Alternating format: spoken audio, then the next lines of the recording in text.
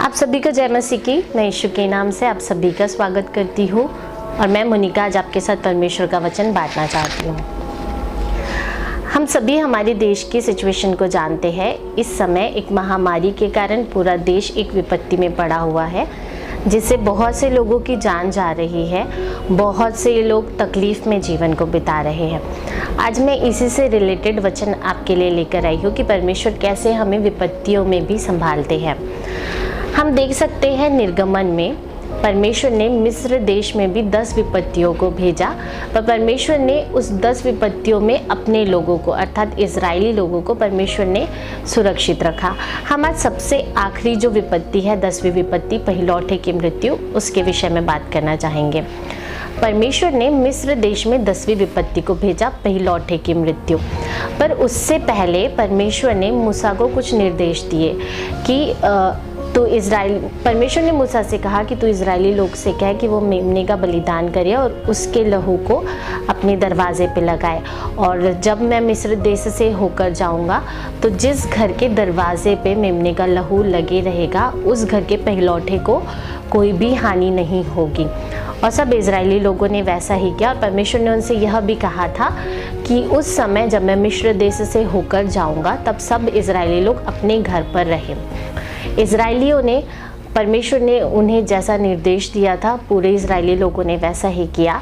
और मिस्रियों ने, जबकि वह नहीं जानते थे परमेश्वर के निर्देश को, तो वो नॉर्मल अपने जीवन को बिता रहे थे। और उनके पहिलौठे, मिस्रियों के पहिलौठे, इवन उनके पशुओं के भी पहिलौठे की मृत्यु हो गई। परमेश्वर का क्रोध उन पर भड़का और उन सभी की पहिलौठों की मृत्यु हो गई।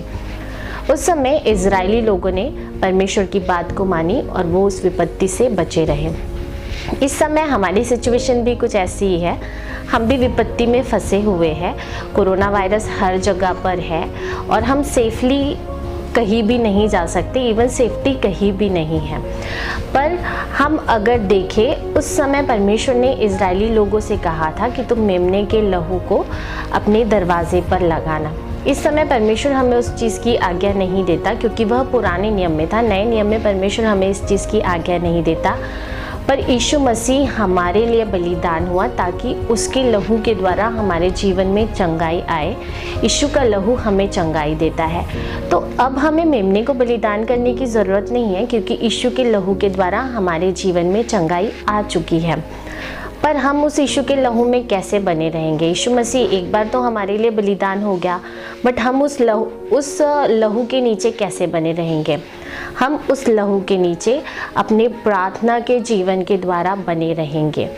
तो अब अगर हमें इस विपत्ति से बचे रहना है, हमें इस विपत्ति से अपने आप को, अपने परिवार को बचाए रखना है, तो हमारे पास एक ऑप्शन है कि हमें अपना जीवन ज़्यादा से ज़्यादा प्रार्थना में रखना है, ताकि हम यीशु के लहू के नीचे रहे जिसमें हमें चंगाई मिलती है।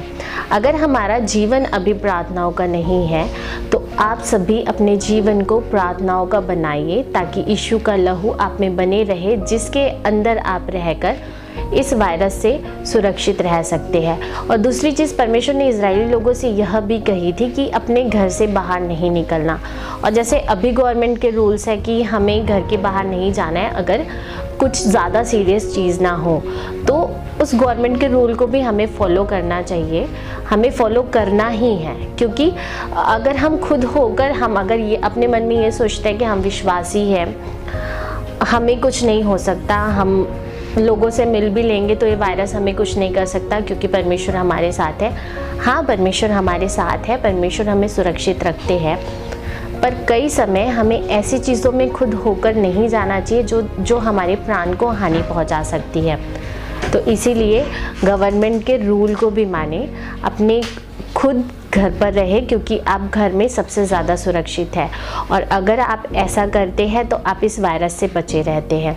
तो जैसे इजरायली लोगों ने परमेश्वर की बात को मानकर बछड़े को बलिदान किया और उसका लहू अपने दरवाजे पे लगाया और वो अपने घर पे बने रहे, जिसके कारण वह उस 10वीं विपत्ति से, पहिलौठे की मृत्यु, इस विपत्ति से बचे रहे। वैसे आज आप लोग इस विपत्ति से बचे रहने के लिए अपने जीवन को प्रार्थनाओं में रखे, प्रार्थनाओं से भरा अपना जीवन रखे और अपने घर पर रहे और सुरक्षित रहे। जब आप प्रार्थनाओं से भरे रहेंगे तो यीशु की चंगाई आपके साथ रहेगी, यीशु का लहू आपको प्रोटेक्ट करेगा और अपने घर पे जब आप रहोगे तो आप सुरक्षित ही रहोगे। तो इस वायरस से खुद को बचाएं और अपना जीवन प्रार्थनाओं में बनाए रखें। God bless you all. Shalom.